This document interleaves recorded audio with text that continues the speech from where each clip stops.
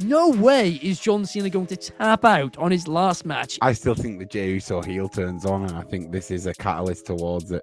She completely screwed over Liv Morgan here. Raquel Rodriguez? I mean, what a bad friend. Welcome to Wrestling Republic's daily broadcast, a show where a rotating cast of wrestling fans from around the world come and share and debate their opinions, with live comments from all of you shown throughout, as after all, fans are what makes wrestling so special. So sit back, grab a beverage and enjoy the show. I think for John Cena's final match, there should be more than just this one promo, this one short promo to build it. But the big takeaway from this was that there's no chance in hell that Gunther's actually going to win this, is it? Because he literally said he's going to make John Cena tap out. No way is John Cena going to tap out on his last match. Is he, Geordie? I don't know.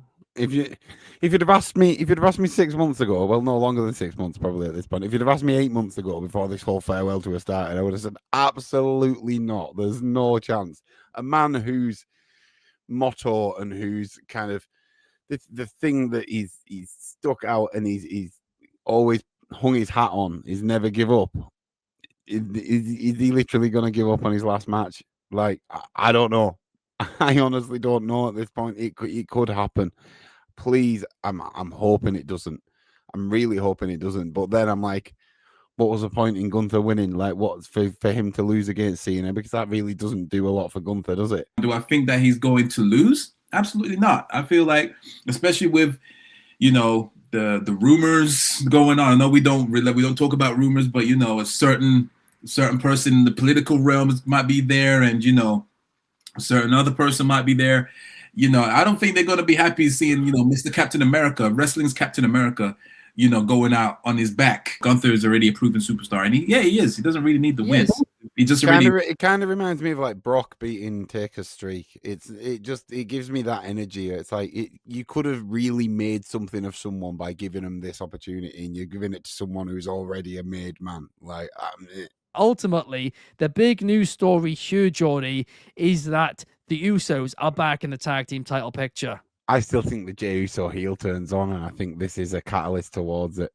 I think he's going to turn on Jimmy at some point. I don't know when that is, but now they've actually officially reformed and joined back up and re-entered the tag division. I just think it gives me even more kind of inkling that might happen. I've seen some questionable comments online. People saying it's the end of an era, not the end of an era, the end of an era.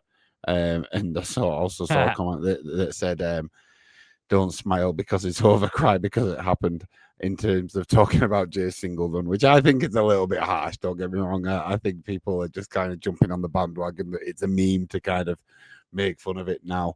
I do think, though, we get a Jay heel turn out of this. I just don't think they do it. I think there's too much at stake here. I think kids would cry too much, Geordie, at that. They found a babyface who isn't Cody Rhodes. They got only one big babyface on Monday Night Raw who draws for those kids. Do you remember SummerSlam, bro? Do you remember what happened to John Cena this year with Brock Lesnar? There was literally kids crying. Like, they don't care about that. They brought kids out with Cena just for him to get beaten to a pulp by Lesnar again. Like, the kids crying is water under the bridge at this point, I think. I really do think that they will turn Jey Uso.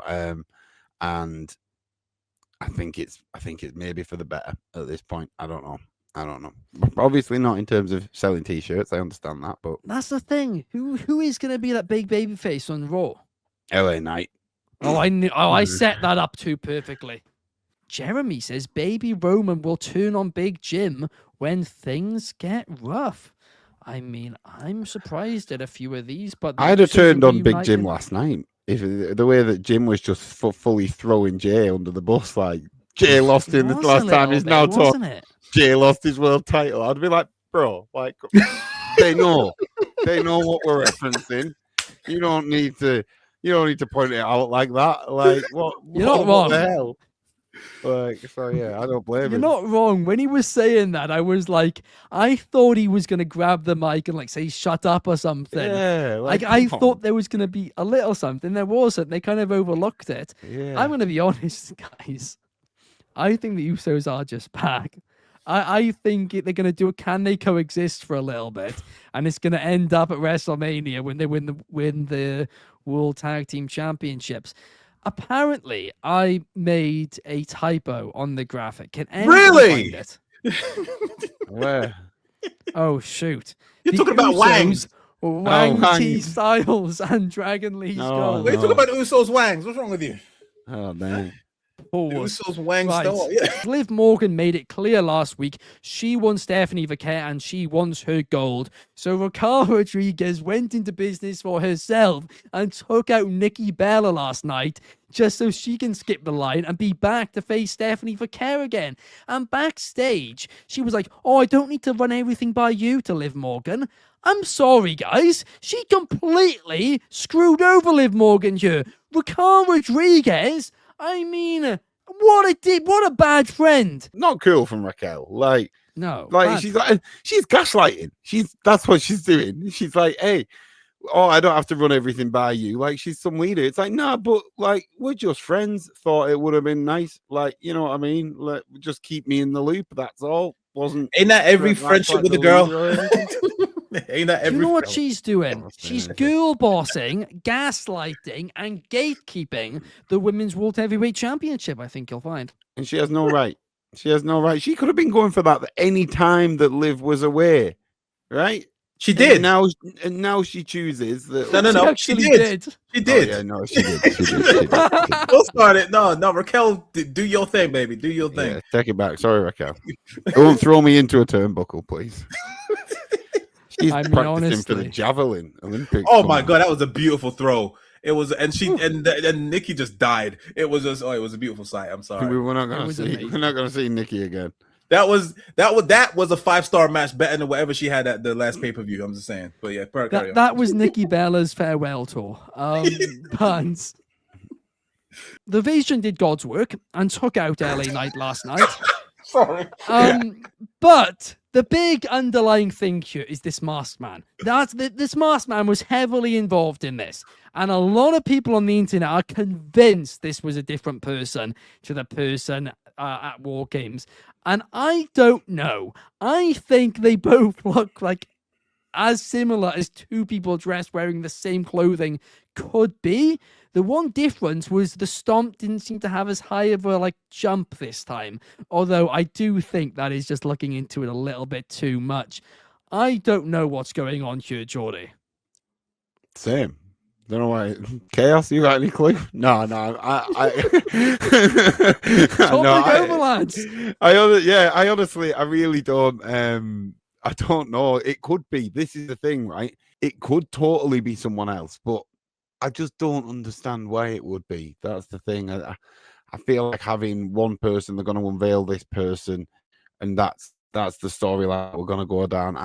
It could well be theory, unless the only thing I guess is that WWE are doing the thing where they're like, oh, everyone thinks it's theory. Everyone knows it's theory.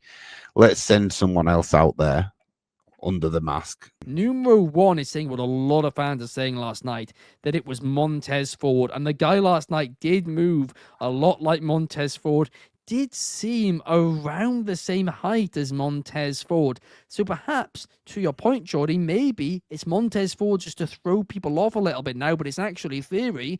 Maybe we don't know who the real person is yet, or maybe Seth Rollins is creating yet another faction to feud with the Vision when he returns. Chaos, I want to get your thoughts. Yeah, it's gonna be Austin Theory. He probably just wasn't available yesterday, and then they threw in Montez Ford. I just checked obviously how tall Austin Theory was or is, and he's 6'1", and that's very similar height to Montez, and it's very similar. The person that did it at Survivor Series was fairly tall and agile. Austin is agile. People don't really see that much, but he is an agile guy. So it wouldn't put it past him to move like that. My guess is they're just waiting until CM Punk comes back, and he's going to be the one to unveil You can't spell out, by the way. I was about to mention this. I have Right. made another blunder when it comes to the spelling on this graphic today. My damn it, spelling man. is having an off day. Is this masked man actually a member of the Vision? Because I think initially Heyman claimed that he wasn't and he wasn't going to be, and some people still speculated otherwise. But now it's clear that this isn't a CM Punk thing, because last night, again, they also took out LA Knight. So clearly this is whoever has an issue with the Vision, he has an issue with. So surely he must be in the group. Yeah, I think this. I think this is his way to initiate himself into the group, or it could very well be that he was part of the group all along. Never trust anything that Heyman says. Have you not learned over the years? Never trust anything. Work that he or says. shoot. Work or shoot, exactly. So, it's either one of the two. Is this way to warm himself in, or it's all part of Heyman's plan because he can't always call on Lesnar, so you need to have someone to do the dirty work if the rest can't do it. Seems to. Yeah, exactly. Lesnar their relationship is so toxic. Like, how does Lesnar keep forgiving him? Two pretty toxic individuals, I think, mate. That's what you get, right? That does, guys, bring us to the end of the show. Thank you so much for watching. Thank you to Geordie and Chaos for joining me here today. And we will be back same time, same place tomorrow. So make sure to like, comment, and subscribe. See you then. Peace.